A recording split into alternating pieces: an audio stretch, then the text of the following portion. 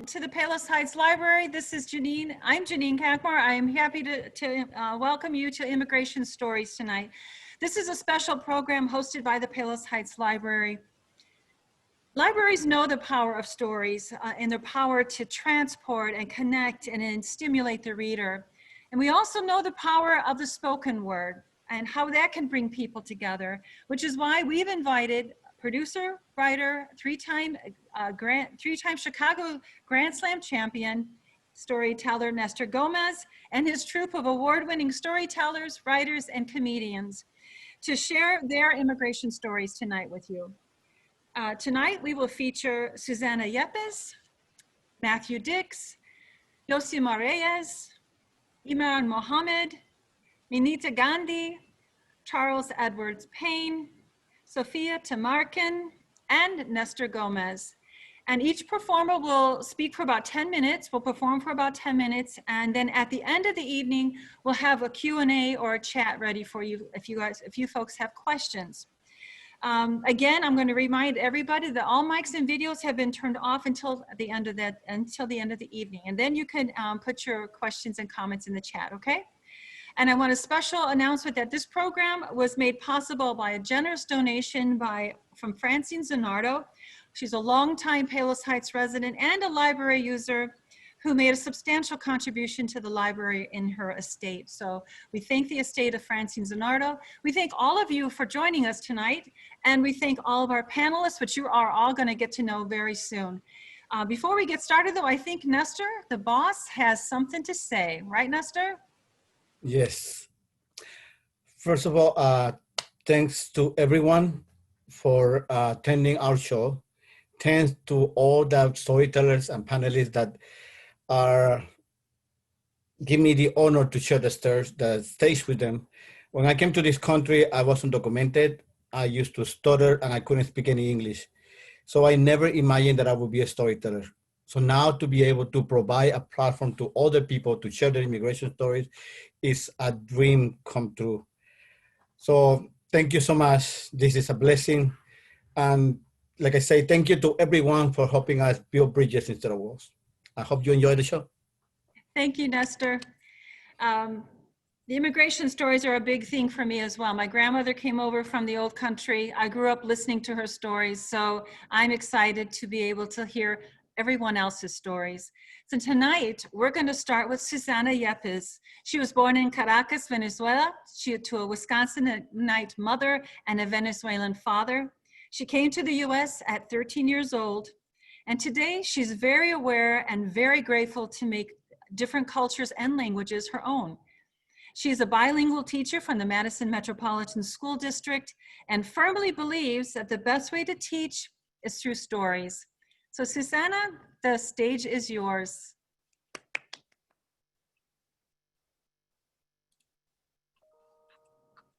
All right, can you hear me?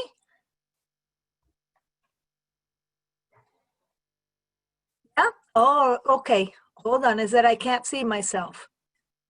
Better. Okay, well, my story starts back in 2009. It was February, and I woke up one morning not feeling well. It was like a feeling that I had, and it wasn't a good one. It was such a bad feeling that I was actually feeling physically sick, ill. I went to the kitchen, I got my coffee, and then I proceeded to do my morning routine, which involved waking up all four of my kids, all four of them under the age of 15, and everybody had to get ready, have breakfast, and then I would drive them to school. So we do that. I am driving back from school, and as I'm going by Conchita's house, it was like a realization. I realized, I said, oh, okay, this is why I don't feel so good. This is why I'm sick. My friend Conchita was married to one of my cousins, and her daughters went to school with my daughters. And she had been kidnapped. She had been taken.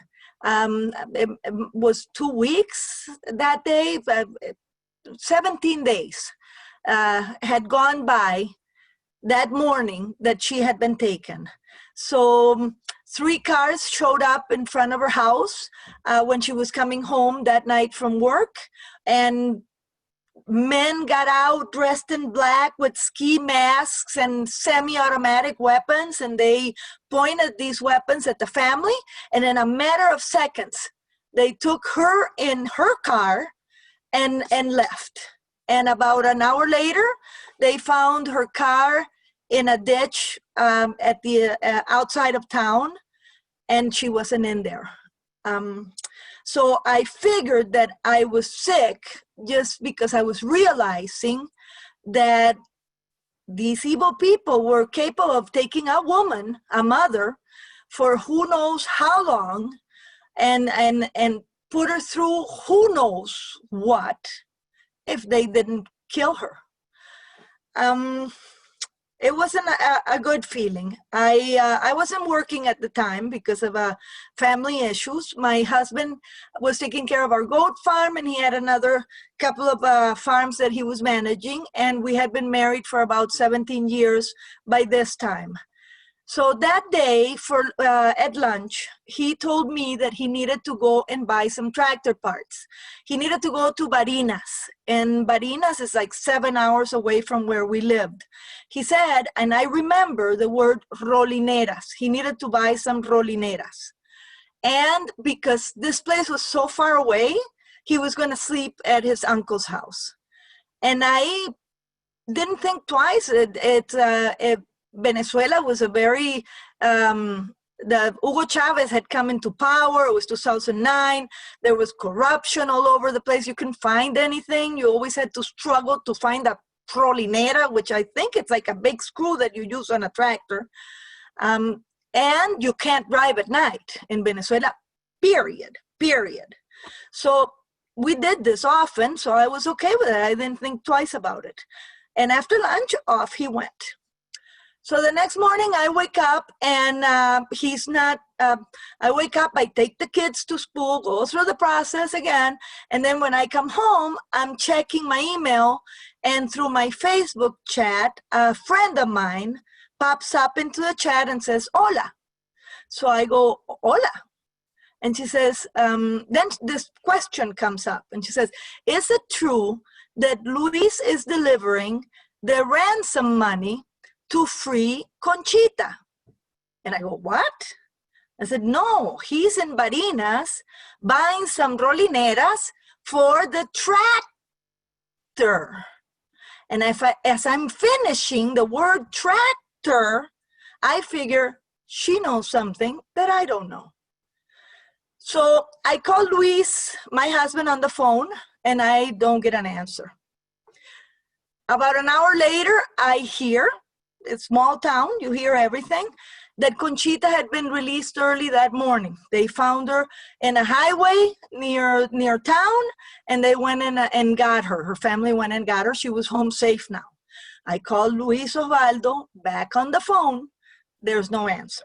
So now I'm beginning to worry, and I'm going, another one of my cousins, but was in charge of negotiating with the kidnappers. Now this cousin, he lived with me in my house when he was going to college. We lived in Caracas, in the capital, and he went to the university and stayed with us in our house in Caracas. And after he graduated, he got a job in Caracas and lived with us some more. So this was the cousin that I related to the most. I saw him as a brother. I looked up to him. So I got in the car to go talk to him because I didn't know what was happening. And I can feel the adrenaline rushing through my body. And when I get out of the car and I look at him, I feel like I'm looking at a stranger. And I didn't even say hello. I said, where is Luis? And he tells me he is fine. His phone ran out of battery and he'll be home soon, but he is okay. And so then I pointed at him and I said, you did this. You chose him to go and take that money to those people. You did it. And he was completely silent. I said, you knew that he had 4 children and you still allowed him to put his life in danger this way. You let him go and do this. You didn't even think of me, of discussing this with me. No consideration whatsoever for me and my family. And you allowed for this to happen. You did this. And I got back in the car, and as I'm driving away, I hear him say he was the best man for the job. So when I get home, a little while later, Luis gets home, and he's all excited. He feels like a hero. And his sister and his mother, they come running because they want to hear all about this. And Luis sat there and told us this amazing story of how he had to drive 14 hours straight across the country, and he was in permanent communication with the kidnappers at all times. And they were even able, these people were able to see him even when he was driving across the country in the middle of the night in the car. They were able to see what he was doing. And as I silently listened to the story that he was telling us, I understood that he had no qualms about not telling me that he was going to put his life in danger in order to take the money to these people to be able to release Conchita. He didn't think it was he was doing anything wrong. He felt like a big hero. And my cousin, the one that I looked up to, my family, my brother, he didn't consider me either. I wasn't important, and I didn't belong. I hadn't been able to sleep for a long time, but that night, after I processed all this information, I slept better than days before, because I figured something out. I made a decision that night, and it was that I needed to get out of Venezuela with my children and come back to Wisconsin, which is where I felt I belonged. And so I did. Thank you.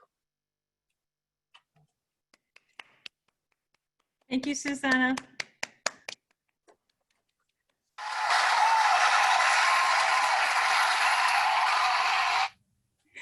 Thank you, Susanna. Next up, we have Matthew Dix. Matthew is an award-winning elementary school teacher, columnist, and an internationally best-selling author of several novels, as well as the nonfiction book, Storyworthy. Matthew is a 49-time Moth Story Slam and 6-time Grand Slam champion, whose stories have been featured on the Moth Radio Hour and This American Life. He's the founder of Speak Up, a Hartford-based storytelling organization, and he teaches public speaking and storytelling around the world to corporations, universities, politicians, advertising agencies, the clergy, and more. And tonight, we're excited to have you here with us, Matthew. The stage is yours. Thank you so much. Thanks everyone for the opportunity to tell a story. It's always an honor. Thank you, Nestor, and to everyone else who made this possible. Let's see. I'm staring at my 5th grade student, Cindy. She's 2-dimensional, and she's in this tiny little box. She's on my computer screen. She is far away from me, and I'm trying to get a little closer to her. It's April of 2020. We are in the midst of the pandemic. We are in that terrible time when we are washing our groceries and quarantining our oranges. It's that time when we're scrubbing our hands until they're raw. And I'll take a bike ride around my town, and I'll go 15 minutes without even seeing a car anywhere on the road. When I need to press a traffic light, I'll sort of use my hip to press the button because I'm terrified to touch anything. It is that awful and terrifying time in our lives. And I'm an elementary school teacher, and quite literally one day I was teaching my students in the classroom, in their presence, and the next day they were all on the computer. And it wasn't something that anyone could teach us how to do because no one had ever done this before. So we sort of had to make it up. I had a weekend to make up how I was going to teach kids on the internet, inventing it as we were moving along, building the airplane while it was still in the air. And it was crazy. And quickly I discovered that I was no longer an elementary school teacher. I was a teacher and a nutritionist and a social worker and a psychologist and a million other things. I discovered that every time I beamed into one of my students' homes, I discovered that every situation was different, particularly because of the pandemic. I had a boy who was traveling from grandparent to grandparent from one state to the other, being shuffled back and forth because one of his parents was sick and he had to be isolated and sent away. I had a family who had a 10-year-old student, my student, and his 6-year-old sister who were living on the first floor of the house while his parents were living in the basement because they were treating COVID patients. And so they would shout up the stairs to their children, teaching them how to make grilled cheese and order food from DoorDash and to go to bed, for God's sake, because they couldn't actually live on the same floor in the same home. It was a terrible time, and yet at the same time, teachers and government officials and school administrators, we came together so quickly and so rapidly. Within 3 days, my school district was providing food for every child in the district, and actually any child who wanted to come to one of our pickup centers and get food. We didn't ask what town you lived in. We didn't ask who you were. If you came to one of our pickup centers, you got food. And I kept thinking how the federal government would never have been able to pull this together, and yet somehow my town managed to feed thousands of families every day. And so as I beamed into these classrooms or into these homes that became classrooms via Google Meet or Zoom, I discovered that although learning was important, I had to also check on things like, is there enough food in the home? Is there enough oil in the tank? Is anyone ill? Does someone need mental health services? I just became a person who was invested in reading and geometry and history and science, but also in the general welfare of the families. And it was working well. But it's not working as well for Cindy, this little girl who I'm staring at now, this 4-inch version of this girl that I once taught in her presence, because Cindy is the person who came to America less than a year ago from Vietnam. She is an immigrant, which means she speaks beautiful Vietnamese, better than I will ever speak in my life. But her English isn't the same as mine. She has not yet learned English to the degree that I can always understand what she is saying, and she can always understand what I am saying. And back when we were in the classroom together, we had sort of nonverbal communication that helped along the way. The look on our face, the gesture of a hand, the assistance of another student to sort of help us figure out what we were trying to say to each other. It worked in the classroom. But in this two-dimensional screen world where all of those nonverbal cues and hand gestures are sort of gone and we're just forced to speak into microphones to each other, it is hard.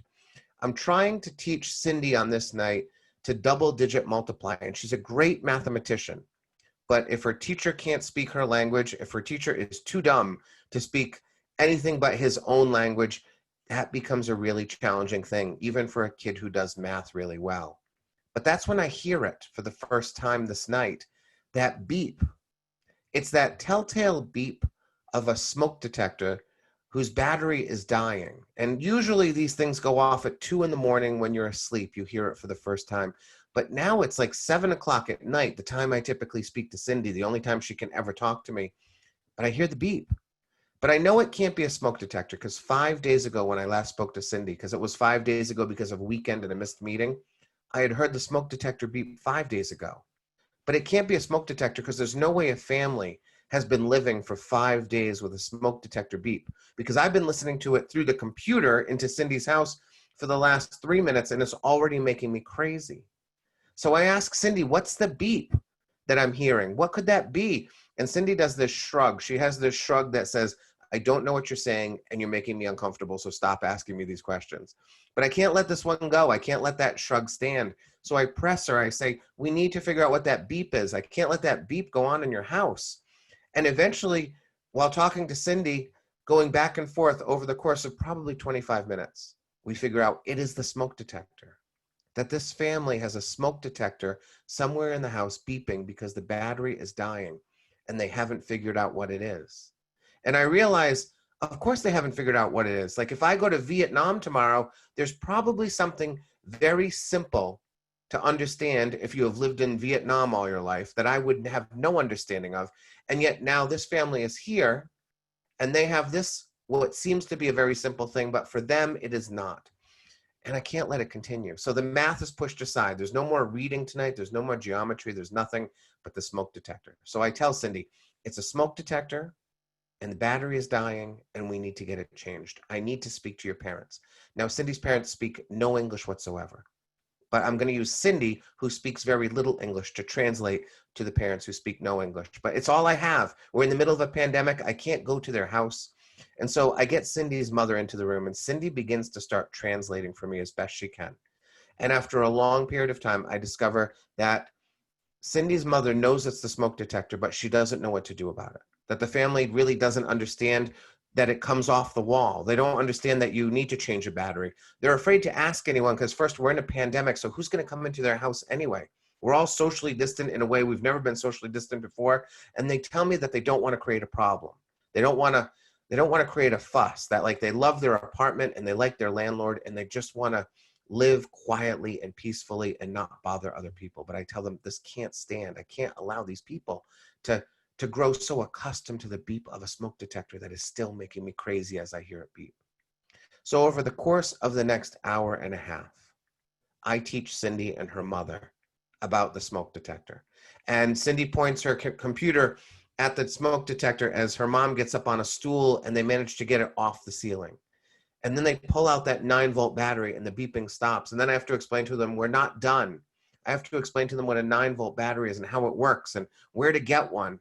And I explain to them how you can't just take your smoke detector down, that you have to get it back up, that we can't just let our houses go without smoke detectors. It takes forever. It takes longer than any lesson I teach Cindy over the course of those months that we are apart from each other. It is the most difficult, the most complex, the most frustrating lesson I have ever taught a kid in my life. But as I'm teaching them and as I'm explaining it, I'm coming to understand that I am a teacher of reading and math and writing and geography and history and all those other things. But I'm also sort of a teacher of whatever that family needs. That I'm a teacher of what every family needs. But when it comes to a family who has just arrived in America and is not familiar with some of the things that we have in America, or are too nervous to ask about something because they don't want to rock a boat, they don't want to cause a problem, they don't want to lose what they already have, that I have to meet these families in the place they need to be met. That Cindy's math and history and reading and geography are all so important. But it turns out that sometimes a 9-volt battery and a smoke detector, that can bring the greatest peace to a family. That I can't teach a kid to learn math and reading and geography and history if all night long she's listening to the beep of a smoke detector. If she's trying to get to the point that she doesn't hear this thing that all of us hear and makes us crazy when we do. It's a good lesson for me. I've been teaching elementary school for 23 years, and it has never occurred to me as I'm teaching students in the classroom every day that there's probably things that my students, the ones who come to me from other countries, and I have many, many of them. Our school has 27 different languages in our school right now. We have all of these wonderful families coming to our country and filling our classrooms. But it wasn't until they weren't in the classroom, when they were in their home and I got a peek into their home through a computer screen, that I realized that these families need more than just reading and writing and math and geography. That sometimes they just need some help in the places that I could not imagine. In the same way that if I went to Vietnam tomorrow, I would probably need help in ways that they can't imagine. That I need to remember that when it comes to my immigrant families, I need to meet them in the place they need to be met. And I need to help them in the ways that I can't imagine. And that means asking questions. That means making sure that they know I can be a source for them. Making them know that I care about them, that I love them, and I want them to be in a place where their children can learn and where they can be happy and where they can understand that this country is their country too, and that I am here for them like I am here for everyone else. Thank you very much, everybody.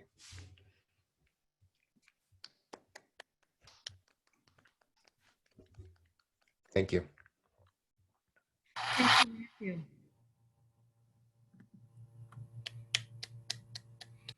All right. Thank you very much. Next up, we have Yosimar Reyes. Yosimar, welcome. There you are. All right. Rosimar is a nationally acclaimed poet and public speaker. He was born in Guerrero, Mexico, and was raised on the east side, San Jose. He explores the themes of migration and sexuality in his work. The Advocate has named Reyes one of the 13 LGBT Latinos changing the world, and Remezcla included Reyes on their list of 10 up-and-coming Latinx poets you need to know. Reyes has toured and presented at university campuses across the United States, and he's currently working on his one-man show, Proyecto, to premiere in the near future. So he holds a BA in creative writing from San Francisco State University. So welcome, Yosimar, and the stage is yours. Gracias. Buenas tardes a todos. So good to be here. I'm going to read an excerpt from my show, Prieto, and it goes like this. I don't know where you've been for the past 10 years, but immigration is a hot topic. It's in, it is trendy. Being a citizen is so overrated. If you want free press, you should bring your social and be a rebel like me. Live your life as undocumented. I have no memory of my crossing, but for the sake of this show, I will entertain you with something more dramatic, because really, who's going to check public records? You can't. We're undocumented. It's an August night in 1991. My abuelita is the mastermind behind this whole plan. My abuelo, like always, is drunk. My mother crossed 2 years prior, so she finally saved enough money to send for us. She hired a coyote. For those of you who are culturally impaired, I don't mean a coyote, I mean a human smuggler to get us across. When I say human smuggler, I'm sure you're imagining a character out of Narcos or some badass drug cartel leader, but our smuggler was a señora. Straight up, this lady looked like she could be selling tamales on the corner of 24th and Mission. So don't typecast immigrants, because that sweet old lady selling you those delicious tamales could be a human smuggler. It's pitch dark, and all you hear is the sound of grasshoppers all around us. The sky is lit up by stars. We're a group of 13, mostly men, except for my abuela and my brother and me. Before crossing, my abuelo had a going away party of sorts, so he's crossing the border hungover as fuck. I know what you're thinking, how irresponsible. But when you think about it, when you're about to leave your country, your whole land, your whole life behind, and just to come to a place you know nothing about, what is there to do than drink the fuck up? Lord knows if I'm about to cross the desert like some Fear Factor challenge, I'm gonna need a couple of shots. Once we crossed the desert, it's when things got interesting. Being that I'm 3 years old, my abuela's main concern is me crying and giving away this whole Operation Wet Pack. They have to stick the 4 of us under the backseat of a car, some human Tetris type shit. These adults think that the best preventive measure to avoid me making any noise is to give me NyQuil. So that's the basic plot of my migration story. I didn't even want to be here. I was drugged, kidnapped, and brought here. Eat your heart out, Lifetime. You would think that there would be enough dramatic details to convince some conservatives of my humanity, but they need a little more. They always want a little more. Cue in the Sarah McCollum animal cruelty commercial. This is Yosimar Reyes. He is a DACA beneficiary. Yosimar is a dreamer. Yosimar crossed the border at 3 years old. He did not know he was breaking the law. He thought he was coming to Disneyland. Call your Congress people now and save Yosimar's life. Truth be told, I feel like if I was a dog getting deported, conservatives would be outraged. I can see the headlines now. All dogs go to heaven. Free them all. Cages are cruel. If there were masses of dogs being deported on the daily, immigration detention centers would be abolished by now. When reporters asked me, what was it like? Did you have to ride La Bestia to get here? Were the drug cartels right behind you? Please tell us more about the violence. My scholarship response is always, it was a dark, gloomy morning, typical in a Mexican morning because we're such a developing country that the sun doesn't shine. My abuela heard a whisper in the wind, and it was La Virgen de Guadalupe. My daughter, you are to migrate north. This grandchild of yours is the Messiah, like Buffy, the vampire slayer. He is the chosen one. It would be best if you take him to the United States.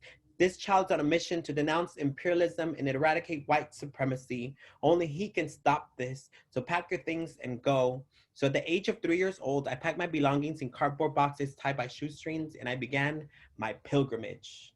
We landed in San Jose, California on August 15, 1991, the home of tech innovation, the irony being that this city harbored ingenious tech bros and made them millionaires. Had this city welcomed us with the same enthusiasm, you would be looking at the Mexican Steve Jobs, because bitch, all these rideshare apps and Airbnb applications came from undocumented people's mechanisms of survival. We had to be social in order to survive. When we arrived, we didn't know anything about this place. It's not like migrants read Yelp reviews on what states are the least xenophobic. Hey, there's another great tech idea. I'm undocumented, living in Arizona. When I first arrived here, I didn't know what I was getting into. I came here because my cousin recommended it. Besides the harsh climate, be ready for some harsh attitudes. When we arrived in 1991, Governor Pete Wilson was our worst enemy. Late in 1994, he would launch Prop 187, which basically became the blueprint for anti-immigrant laws like SB 1070 in Arizona and all across the United States. I know Californians love to promote kombucha drinking and kale eating lifestyles, but baby, xenophobia is rooted deep in the soil. I know that after Trump election, progressives were like, wow, I can't believe that all these atrocities. Newsflash, well-meaning folks, it's always been like this for us. We just ignore whatever fuckery y'all got going on and focus on the work, because why stress when you can get a check? Being undocumented in the United States sucks. The US is like that house party that sucked way before you got here, but since you arrived, they blame you, and you're just standing there like, bro, I brought the tequila. You get blamed for everything. You will wake up on a gloomy day and some talented, no ambition having person will say, those illegals are making it rain today. I can't stand them. Build the wall. All to deflect from the fact if you're losing your job to someone from a different country that didn't go to school here, lives in poverty, and barely speaks English, then my friend, I hate to say it to you, but you are just incompetent and should give up your social security number away because it's not like you're using it. When we arrived, we were the only Mexicans on the block, so you can imagine a group of dark Mexicans, prietos desde la montaña de Guerrero, arriving to the east side. And that's it. Muchas gracias. Que pasen buenas noches. Thank you. Thank you, Yosimar.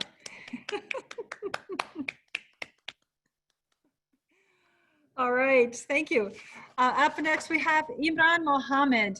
Imran was a Rohingya refugee from Myanmar, formerly Burma, who lived in many prison-like detention centers for 7 years. Despite having experienced hardships, Imran came out with a good heart. And we're glad to have you here with us, Imran. The stage is yours. Hi everyone, can you hear me? Yes, very well, thank you. Hi everyone, it's an honor to be here and thank you for organizing this event tonight. My name is Imran Muhammad and I belong to the ethnic group Rohingya. My ancestors have lived in Rakhine State, Myanmar for generations. However, Myanmar government doesn't acknowledge Rohingya's existence because of our ethnicity and religion. We are illegal in our own land. We are denied freedom of movement, access to social services, and education. We are victims of unprovoked violence spread by fear, ignorance, and hate. I try to define what normality is in a person's life.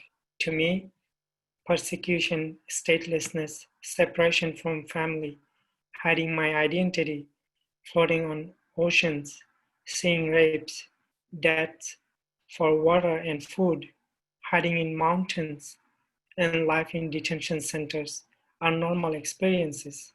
I saw everything you can see in a conflict zone. More than 700,000 Rohingya refugees have escaped and live in Bangladesh in makeshift camps with no opportunities. They are determined to contribute to this world, but their determination means nothing because there is no system in place for them. People like me don't have the choice to decide or make plans to leave our motherland on a specific date at a particular time and from a selected place. We are so desperate to escape from a life and death situation. My father was a farmer and had a grocery shop where I used to help him. I saw him giving money to the military to keep his family safe. Sadly, one day, he didn't have money when they were patrolling our village. They threatened him and told him that his children would be taken away. In our land, young boys are taken away and it simply means they would never come back, and we don't know whether they are alive or not. The same night, there was a knock on our door, and my father knew the military would take me away. All he said was, "Go." So I ran and started my perilous journey with other villagers in pitch darkness. I was only 16. I lost my parents, siblings, friends, and home overnight. I didn't have the opportunity to say goodbye to my beloved mother, which still breaks my heart. There was only one way to leave Myanmar, and that was by boat in the middle of the night. We went to Bangladesh and from there took another boat to Malaysia. We were on the ocean for more than 15 days. I saw babies die in their mother's arms, and many elderly people lost their lives because of lack of food and water. The dead bodies were put to rest in the water. With some luck, we arrived in Malaysia. I was there for a couple of months. I didn't have any legal papers, so I was not allowed to work and go to school. I heard about Australia from my Rohingya friends who came from Australia. They told me that they were given passports and could work legally. They have the opportunity to live like a normal human being. I thought Australia would allow me to breathe without fear, so I decided to go there. I headed first to Indonesia by boat, where I was arrested by Indonesian police. Every day felt like 1,000 years. Each morning, when I opened my eyes, the fences and thick bars almost killed me inside. After being detained for nearly 7 months, I was released because of my status as a refugee was finally recognized. Finally, after 8 weeks, I reached Australia where I tried to claim asylum, but instead the Australian authority detained me and forcibly moved me to an offshore camp for asylum seekers on Manus Island, just north of Papua New Guinea. I was there with almost 2,000 refugees from different nationalities. The setting was so inhuman, and I could sense that I would be locked up for years. The Australian authorities snatched our identities from us. Refugees were no longer known by their names. I became EMP65, which was my boat ID. While in prison, I taught myself to speak and write in English. I learned and experienced things that I cannot comprehend by sitting in a classroom. My burning desire to learn kept me sane. I started writing without knowing where it would lead. It gave me hope and a purpose. I shared my writings with the world on social media so that people could comprehend our sufferings. A visa to visit Manus for journalists, lawyers, and advocates is extremely restricted, but my writing didn't need a visa. It had the power to cross all political boundaries. Today, I have been published around the world, and I have written my autobiography. Writing saved me. I'm one of the lucky ones. The Australian authority denied me. I'm one of the lucky ones. The Australian authorities detained me for 5 years on Manus Island, Papua New Guinea. The US recognized me as a refugee. I arrived in Chicago in June 2018 as the result of the deal made between the Australian government and the Obama administration. I'm free today, but a big part of my heart is still with my refugee brothers and sisters I left behind. I believe my life is a gift, and my journey begins here to speak and be a voice for those who cannot. Today, I am finishing my first years of college at Harry S. Truman in Chicago, and I'm still enjoying my writing. All these opportunities and accomplishment will help me better inform the world about the dire situation of the Rohingya and to give hope to those who remain in Australia's offshore camps. Today, our humanity is threatened and in a dark place. It is not easy to find hope in this tragic situation. However, we must remember it is us who made, is making, and will create history. Thank you.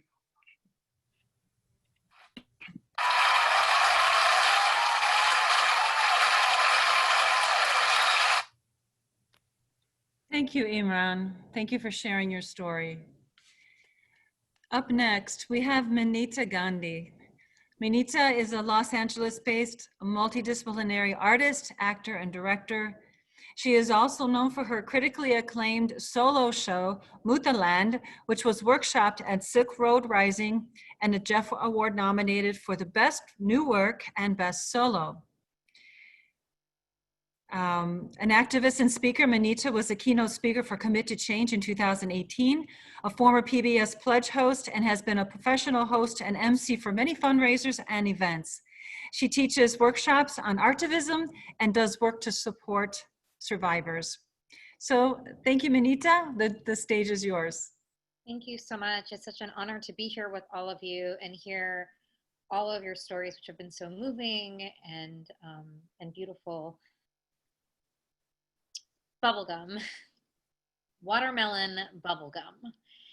Over the past couple of months, the words flushed out into an old memory of my mother and watermelon bubblegum. I couldn't understand why this was happening, but thanks to sleepless pandemic nights and the Google auntie, I now know that words or memories that come up for seemingly no reason have a name. According to Dr. Jeremy Dean and SciBlog, they are called mind pops. When I was very young, I loved watermelon bubblegum.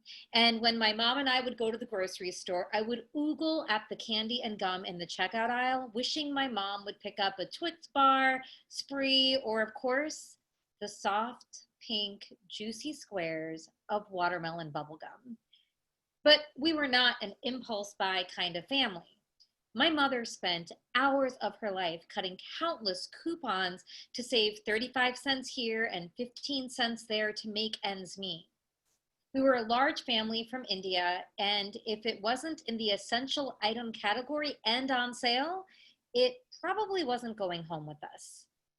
However, every once in a while, we would give mom or dad big, wet, hopeful eyes, and like magic, they would smile and let us grab one thing from the carnival of impulse buys that were in the checkout aisle, and we could put it on the register belt.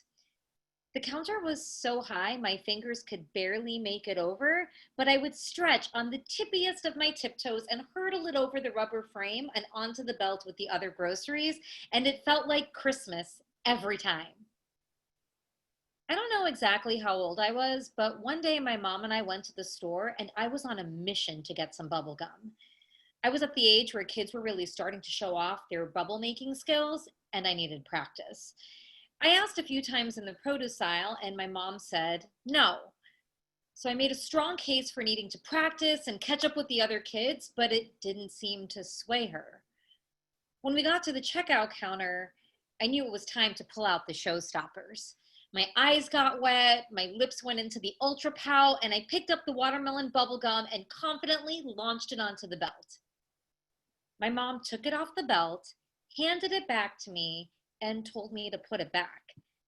I was squeezing the gum package in my right hand so tightly I could feel the sweet gushiness inside of the wrapping getting warm. I held onto it thinking I could get her to say yes. The next thing I know, we are walking out of the store and I still have the gum in my hand. I don't say anything, but I stop walking.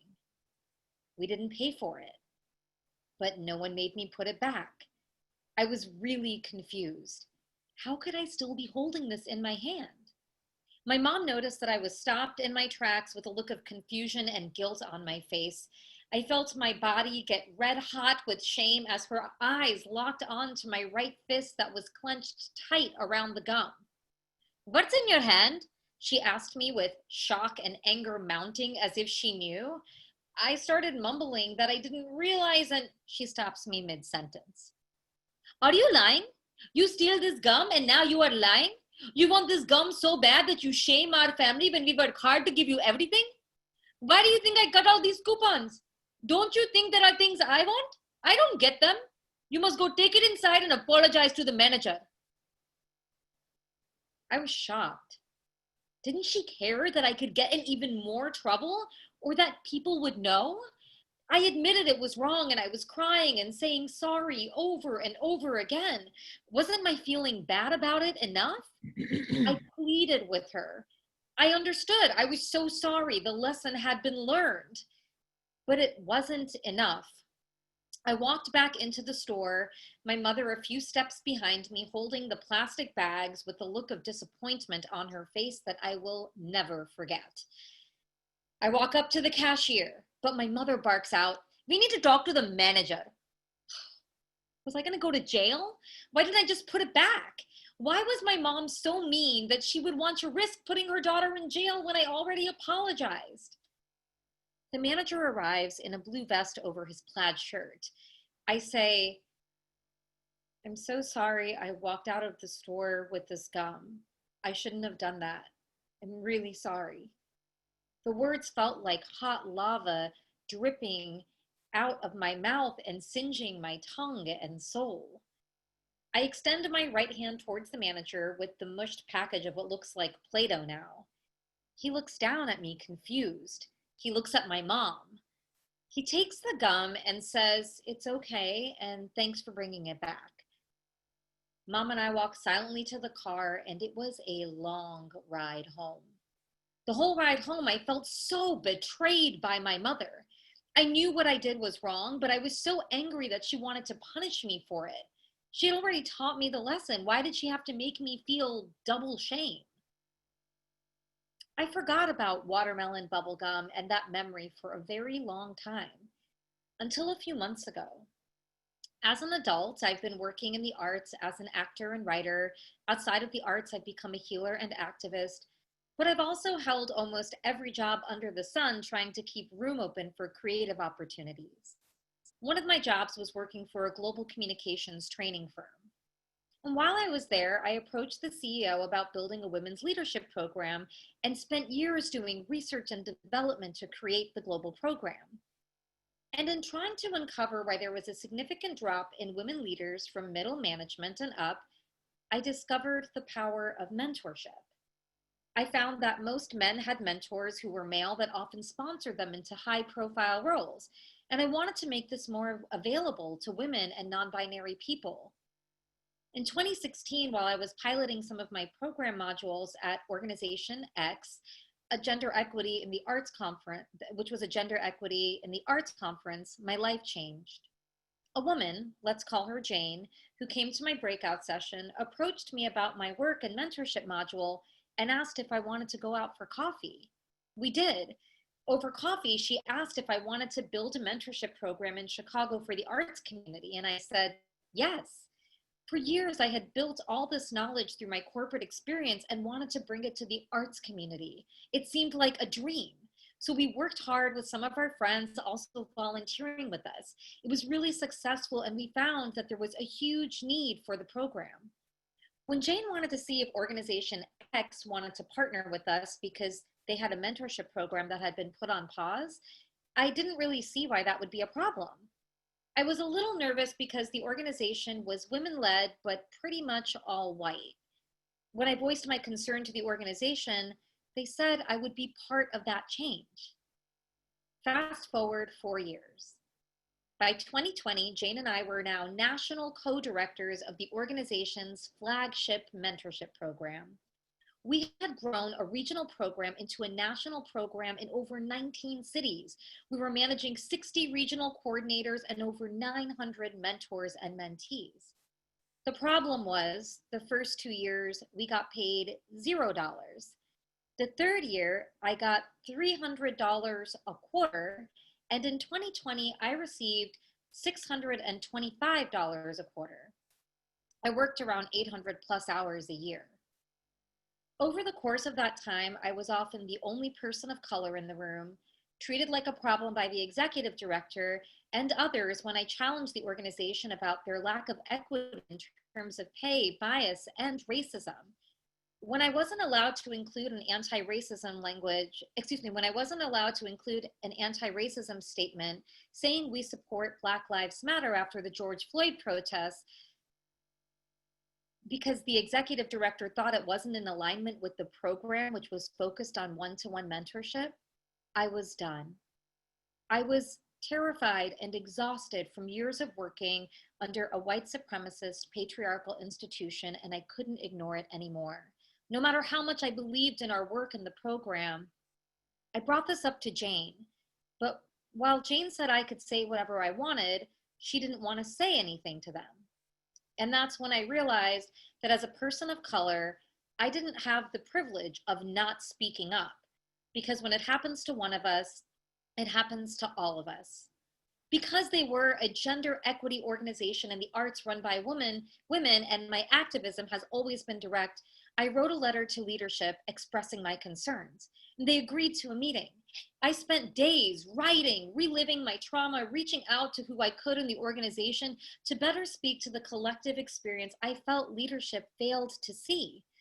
When I was done, I had a 21-minute statement citing my 4-year experience as a person of color in the organization with a number of calls to action for them to do better. I delivered this to a room of 3 white women and 1 Black woman who was our newly appointed development director, whom the executive director said she wanted to have present as an accountability partner. When I was done, there were tears. There was a lot of, I see you, I hear you, I'm sorry. I was idealistic and hopeful when they said they wanted to make the changes and be accountable. But the whole month that followed that meeting was a painful display of performative language and action, an executive director fighting her own resistance, people that were more concerned about the organization saving face and surviving rather than addressing the multitude of ethical and social issues at hand. I was exhausted. I knew I could not stay with this organization that did not live its mission. I agreed to leadership's request to hold off on my public resignation until the mentorship class closed on August 31st, because my one wish was to close out a program I had built with so much love. And I also said I would like to share my statement and reasons for leaving with people within the organization, because I thought it would be important for them to know. I was met with a sea of defensiveness that sounded like, consider what is punitive versus what is generative, as if I was trying to punish them. They told me, if you say anything to anyone, you will look reactive. And I was met with statements like, I'm in solidarity with you, but I also don't want to lose the work we did. I want this program to survive. And then on July 31st, a month before the program ended, I was met with an email to my personal inbox letting me know that effective immediately, I was released of my duties. They cut me off my email, the Google Drive with all the contacts I had brought to the organization and the work that I built. And in the same minute, they sent out an e-blast saying, we're organization X and we have work to do, and cited all of my calls to action except for financial transparency and a change in leadership. I saw these emails and a sound traveled up from my belly and out of my throat that I have never heard before. For days, I cried and cried. I couldn't understand why this was affecting me so severely. I was told this is what happens and that I should not speak out now because they have positioned me to be an angry person of color. I felt muted, silenced, bullied, abused. That was July 31st. September 9th, they changed their website, total erasure of history. I still wake up crying in the middle of the night sometimes. I still hear their voices at random times of the day when I'm doing random things. And I still feel the punch in my gut and my body go hollow like I did when I opened the bonus check that they sent me for $625 wrapped in a blank piece of paper after they dismissed me in that email. 4 years of dedicated work to bring people together, to help them advance, and that's how it ended. And when I think about how my work is discredited and erased from history on their website, I feel shut down. but I know I'm not alone. When their words or memories of this come up while I'm trying to work or taking a walk, I often wonder if they are these so-called mind pops, but I'm told they are trauma. Trauma from a system that relies on our silence. It has been explained to me that trauma is when your version of reality is shattered in some way. In this case, my believing that because this gender equity arts organization was run by women meant it would be equitable, honest, and kind, that was broken. Or that because they were in the arts, they wouldn't be racist or functioning out of patriarchy. I know, it feels as ridiculous and naive as it sounds coming out of my mouth. But bubblegum. Since they dismissed me, I've been getting that mind pop of bubblegum and the memory of the day at the store with my mom. And I don't think it's as random as I once believed. I'm starting to realize that my mother wasn't trying to punish me. She was teaching me how to be an ally. She was teaching me that when you care about someone, you have to speak up when there is any kind of injustice, even if it's the person that you care about that has caused it. It's easy to call a stranger out on Facebook, but it's hard to have the difficult conversation with a friend or family member and help them realize the solution is uncomfortable. That's what being an ally is. She was teaching me what it means to be accountable, that accountability is not just knowing something is wrong and then feeling bad about it and then trying to do better next time. She taught me that it's about going through the shame of having to truly admit the fault to the person and people you have hurt and making right relationship with them, even if it's a manager I'll never see again. And she was teaching me that good leadership is displayed in how we respond to our mistakes, not when everything is perfect. And I have to say, while I was so ashamed, confused, and mad at my mom that day at the store, I'm so grateful for these lessons and perspective. And when I see the multitude of performative accountability reports and actions this organization and so many organizations put out as they publicly strive to save face, I wonder why they spoke out to begin with, who's been hidden and behind that. And I hope there are more people in the same camp as my mother and I, because performative action is a bubble that needs to be popped. Because racism can't be solved by a wind down Wednesday and a book club, which I'm not kidding is one way organization X is saying they are doing the work. And because it definitely won't change unless we all treat everyone's abuse and neglect like it's happening to us, because it is. And because the phrase injustice anywhere is injustice everywhere should not be something that we just chant at protests. Dear 2020 America, my mom was right. I don't need your bubblegum and fancy packaging, but I do need your real accountability, true allies, and strong leadership. We all do. Thank you.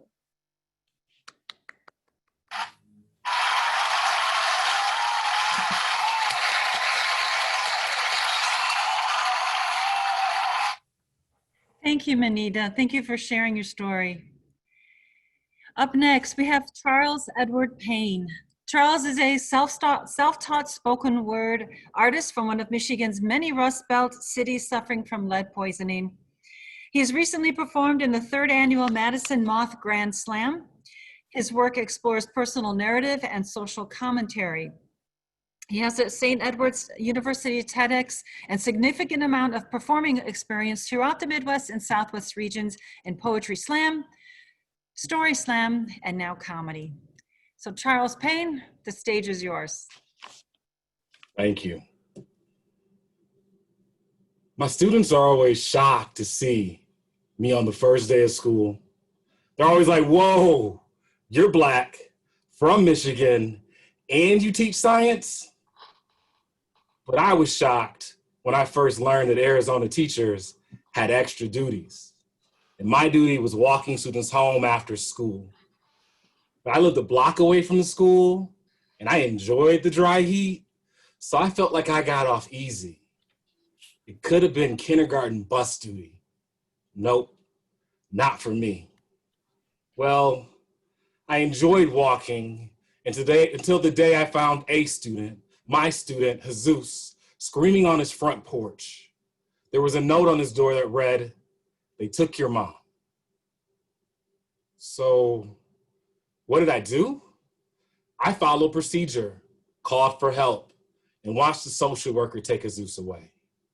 But I'm still haunted by his screams. There was nothing I could do to calm him down. An image of him is still etched in my mind, watching him on our Day of the Dead celebration, place a black and white photo of his mother on our school's holiday display table because it was Mexican tradition to celebrate the dead, and we did not know if his mom was alive or dead. This is a danger of deporting women to Mexico. Women wind up dead. The haunting of my student and his mother evolved into post-traumatic stress. Finding radical self-care became a priority for me. So I did what teachers do. I enrolled in a class where I met philosopher Mariana Ortega, who shared her research composed of collecting items like clothing, wallets, and condoms, all taken from the corpses of countless women found decaying at the Arizona border. Ortega believed finding the names of these women would relieve some generational trauma. And because genetic testing has become more readily available, it becomes a lot easier to surface these secrets of a woman's past. But where does one woman's story end and another begin? I got woke real quick, and I tried searching for social justice for my students, but I just kept thinking about those condoms. Would I have the confidence to bag condoms like a rape kit? That one detail always sent me on an emotional roller coaster. I began questioning my past decisions. How could I have called Child and Protective Services and washed my hands of this human issue? I realized then and there that my dream of being Arizona Teacher of the Year had been foolish because I couldn't protect my student from being separated from his mother. Unfortunately, I was unable to land a teaching job when I moved from Arizona to Wisconsin. Since my financial resources are barely enough to take care of my basic needs, I left the public school system behind and joined corporate America. The higher pay makes it feel like I'm turning my life around, but my financial awakening has been short-lived because I feel like I'm not making an impact at my current job. Shockingly, I, a large Black male, feel isolated and alone here in corporate America.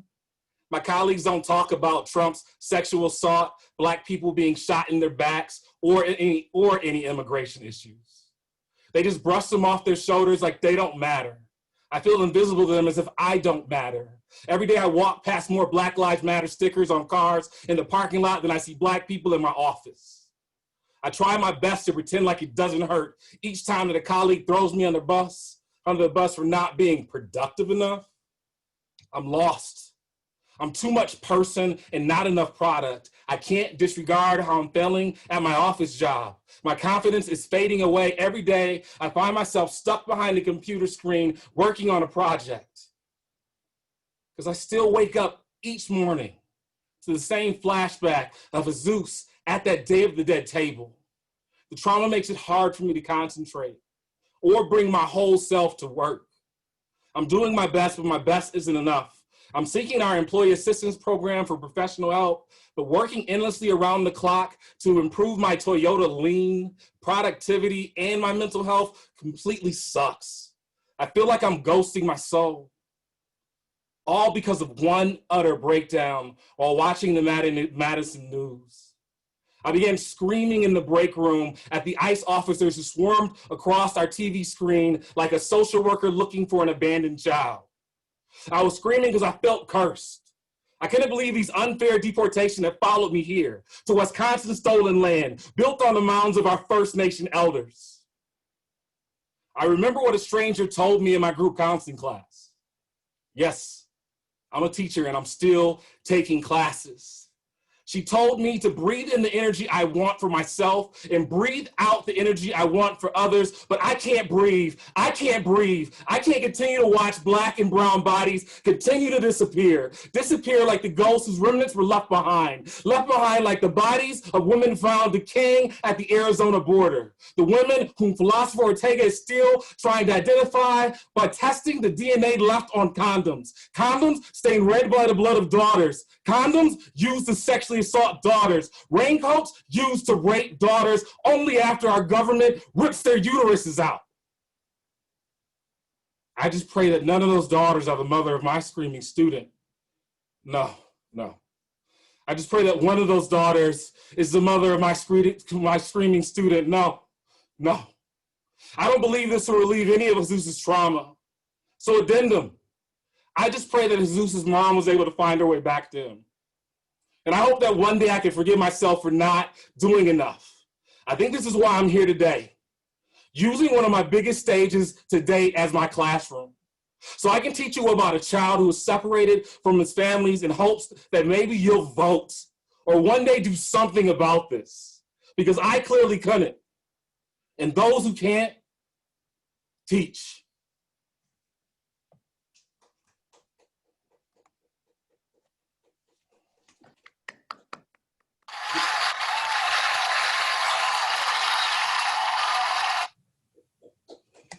Thank you, Charles. Thank you for sharing your story.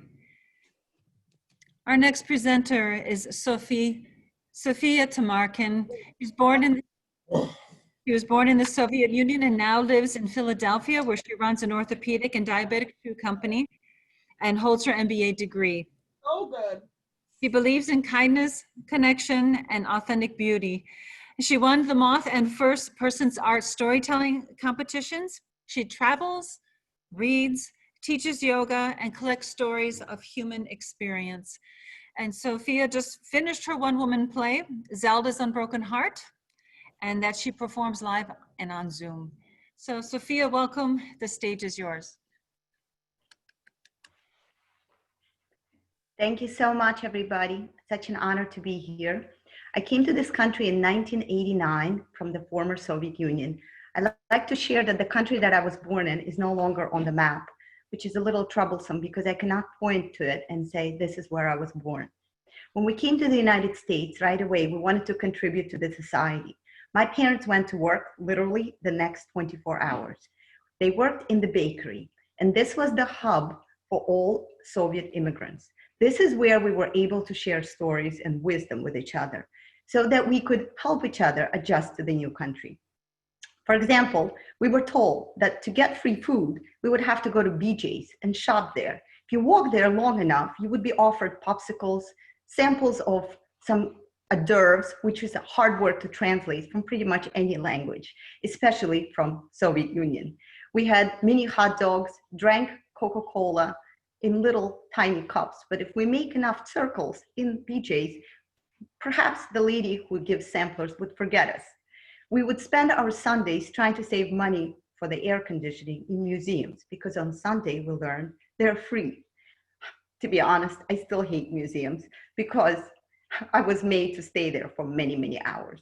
We were told that in order to learn English, we would have to ride on buses, but start up a conversation with someone that is going to get off at the last stop because you don't want to just start a conversation and then have your person leave the bus. So we would start by asking, where are you going? And if the person was going to go for a while, then we would make friends. That's how we were adjusting. It's now funny, but then those that have immigrated understand how difficult and how challenging it was to really adjust to the new country. My father was a professor in the Soviet Union. In America, he right away started doing what he taught. He was teaching engineering. He understood how things worked. Immediately when he started working in the bakery, the owner realized his gifts. He could fix things. He knew the secret behind every machine that would make cookies, that would make dough, that would package things. He was immediately promoted, well, allegorically promoted, not financially, to be the manager. My mom worked there in the packaging. I was there every hour I could after school and taking care of my brother. I was there making $2 an hour, and I felt so rich because this was my money, and with every dollar I could buy 4 packs of gum. Of course, my fellow storyteller told me about the gum, and the memories that she shared made me smile. The gum for an immigrant child, that's a lot. I crave those little treats, the packages, the colorful things. See, back in Soviet Union, things were gray. There were no color, there was no texture. And when the first time I went into the store, I literally fainted from the variety of things that I saw, all the colors of potato chips, all the bags, everything glittering and shiny and beautiful. And so my father became the manager of the bakery with my mom and my little brother at hand. We would drag along, watch him work late at night and taste the cookies, whatever was broken and couldn't be packaged. But a big day was coming. A few months after we started working there and help our father late at night, eat more than being productive, of course, there was big news. The news was that the Department of Industry or Department of something was coming to the bakery to check if everything was going fine. Well, this was a big day because, you know, the bakery could have been closed if something was wrong. So my father was checking every single machinery, every single department to make sure that things will be done and ready for this huge inspection. So the big day has arrived. It was a group of about 6 or 7 people, and different people wanted to see different things. So the owner of the bakery told my father to try to walk with someone that was more interested in engineering, and he would be walking with someone that had to do some paperwork. My father spoke very little English. The owner was Russian, so he could communicate with the owner, but not so much with the people that came to inspect us. I remember that day like yesterday. Everybody was so nervous. This was it. We had to make a good impression. So my father pointed to machines. He did a great job, and eventually he returned to the office to wait for the other team members to return and finish their visit. And then at the office, there was a beautiful tray of assorted cookies as a little treat for the inspectors if they wanted to taste anything. And of course they did. Who wouldn't want to try rainbow cookies and beautiful chocolate rugelach? And so my father decided to do what Russians always do. See, we drink a lot of tea. Every single conversation has to be accompanied by tea drinking. And so my father decided it would be a great idea to make wonderful, strong tea for the inspectors from this day.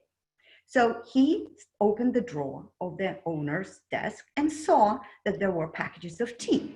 He didn't know how to read quite well in English, but it was a beautiful, colorful package. He didn't realize that the word on it was, excuse me, but it was laxative. You see, he didn't know that such thing existed because back in the Soviet Union, there was just one kind of tea called the tea, the black tea, the normal tea, the tea everybody drinks. Nobody ever could imagine that there was such a thing as a detox or laxative tea.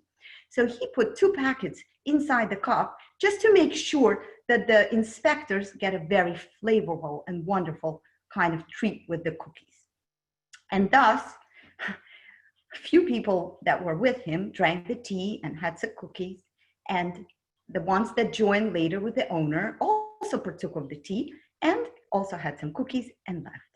And it was after they left that the owner of the bakery thanked my father profusely for all his support and help.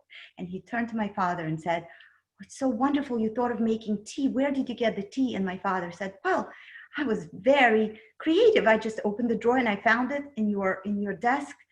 And when he saw the tea and he read the word laxative/detox tea, he went white. He thought the world has ended. My father could not understand what this tea was. It took quite a dictionary to try to understand what this tea does to people. It's not a word that, we use in different language and easy to translate. Detox tea. It's part of the sophisticated society to know what it is. But we were simple people. The good news is that, see, this tea caused such a private agony for every single inspector that perhaps they didn't share it with each other.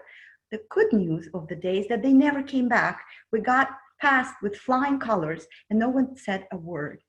See, sometimes there's some good from not knowing the language. And eventually, as you transition into a culture, you learn about little perks of the society and you even embrace things such laxative detox teas. Thank you.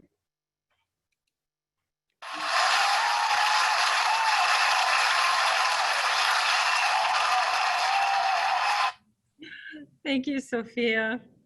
Thank you for sharing that.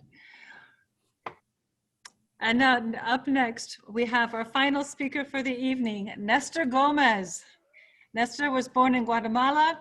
He has traveled undocumented to the US in the mid-1980s. He started to tell stories as a way to get over his stuttering. He has won the Moth Story Slam over 40 times, and he is also a 3-time Chicago Grand Slam champion. However, if you ask him to tell you what his biggest accomplishment was, are his 2 kids and making his mother proud and winning the heart of his wife, Sweet Mel. So Nestor, the boss, it's all yours. Hello, thank you. Can you see me?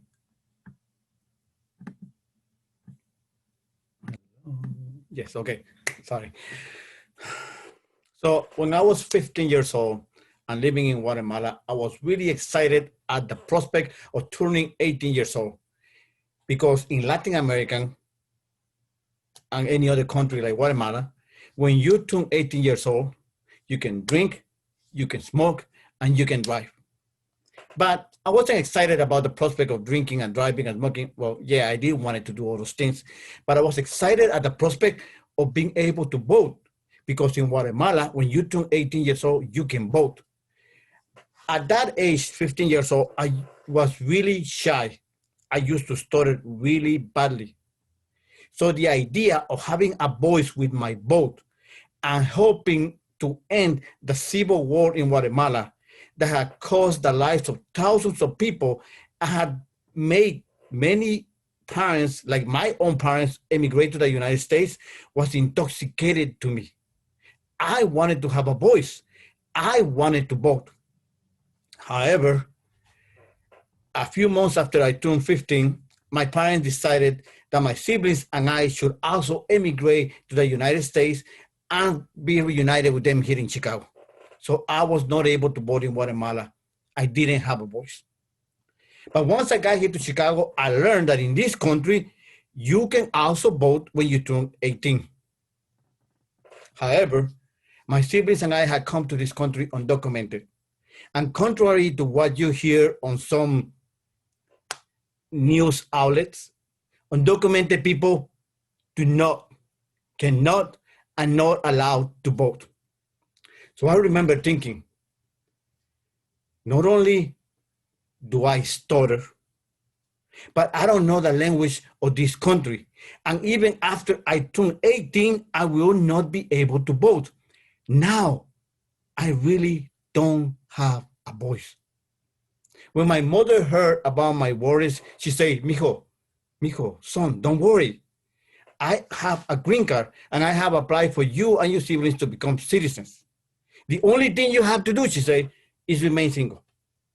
Now, at first I didn't understand why I had to remain single. So my mother explained that if I marry somebody who was undocumented like me, the government will see that they were giving papers not to one person, but to 2 people. And because I couldn't speak any English and I stuttered, the chances of meeting and marrying somebody who spoke English and was a citizen were very slim. So it was better for me to remain single. But at that age, I was a hot Latino guy. And even with my stuttering, I had already started dating a girl from high school that just happened to be undocumented like me. And a few years later, I kind of got her pregnant. So I kind of had to get married. Now, my siblings followed my mother's advice and they got the papers. But like I told you, I got married. And 5, 6 years down the line, I got divorced. And then a few years later, I got married again. And then another 5 years later, I got divorced again. So I kind of complicated my immigration status. But if you think about it, getting married and getting divorced and getting married and getting divorced, it's kind of like the American way of life. But the government didn't see it that way, so they didn't give me any papers. It wasn't until I was almost 30 years old, when Obama was making his first run to become president of the United States, that I finally got my green card. But having a green card still does not allow you to vote.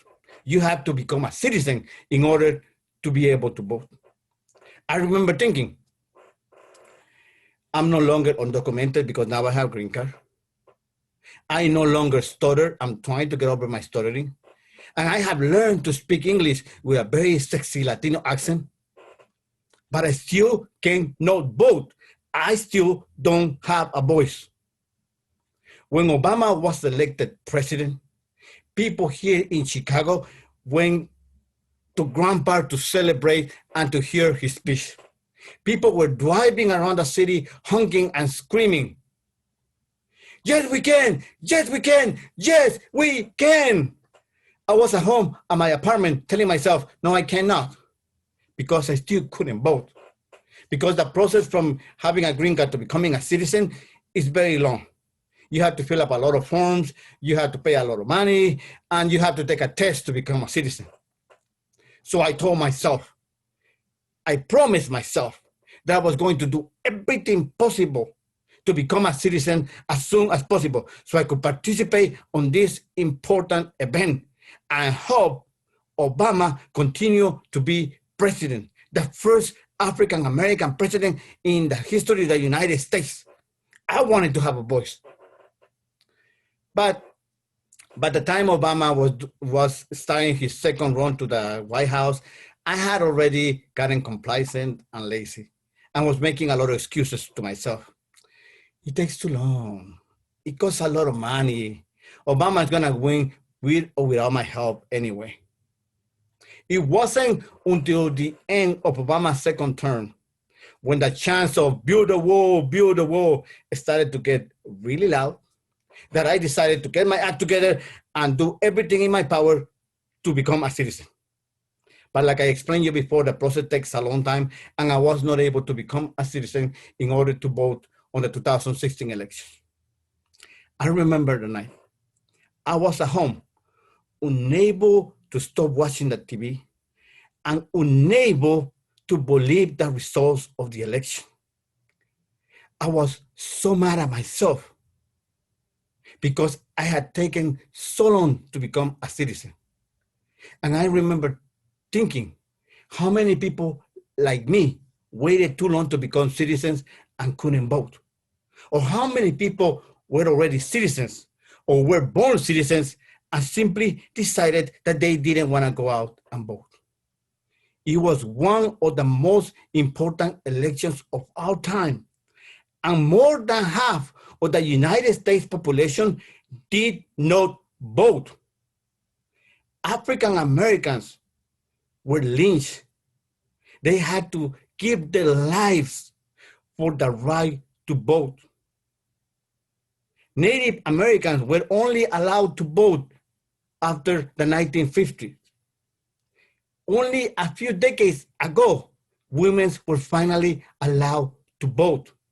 There are people in detention centers and in poverty still fighting for the right to vote. There should be no reason whatsoever why we don't go out and vote.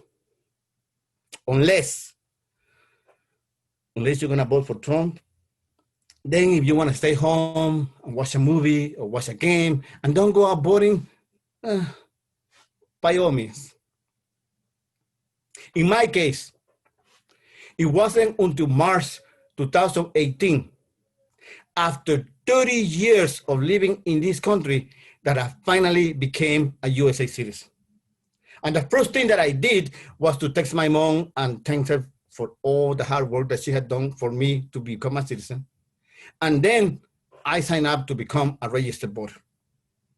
I told a person when I was signing up that I was so excited because I was finally going to be able to vote on the presidential election. The person told me that I didn't have to wait, that there were a lot of elections, like for the mayor and for Congress, that I could participate. So a few months later, I was on my way to vote for the very first time in my life. I was no longer the 15-year-old kid that dreamed of voting. I was already a 40-year-old something old man on his way to vote. I remember going into the place, getting my ballot, and looking at it for a long time. And on my way out after I bought it, I asked one of the people working there if I could have a tissue. And the person looked at me like I was crazy or something. So I had to explain myself. First, I had to calm down so I wouldn't start stuttering or crying. And then I say, it's my first time boating. In that case, the person say, you don't want to forget this. And he gave me a wristband that say, I bought it. I went out of the place and I started crying. And then I took a picture of my wristband and I posted on Facebook, on Instagram, on Twitter, on WhatsApp, on MySpace, all over social media. And then I text my wife because, of course, I got married a third time, this sexy Latino accent, what can I do? So I text my wife and I say, I bought it. And she replied with a congratulations emoji, fist up, thumbs up. And then I got home. And the first thing my wife did as I got home, she asked me, so how long did it take? How do you feel? Now, the process for me to boat had only taken a couple of minutes from the moment that I walk into the place until I place my boat. But to be able to boat, to be allowed to boat, had taken me a lifetime. But my wife knows that. So instead I just say, I feel great. I have a voice now. Thank you.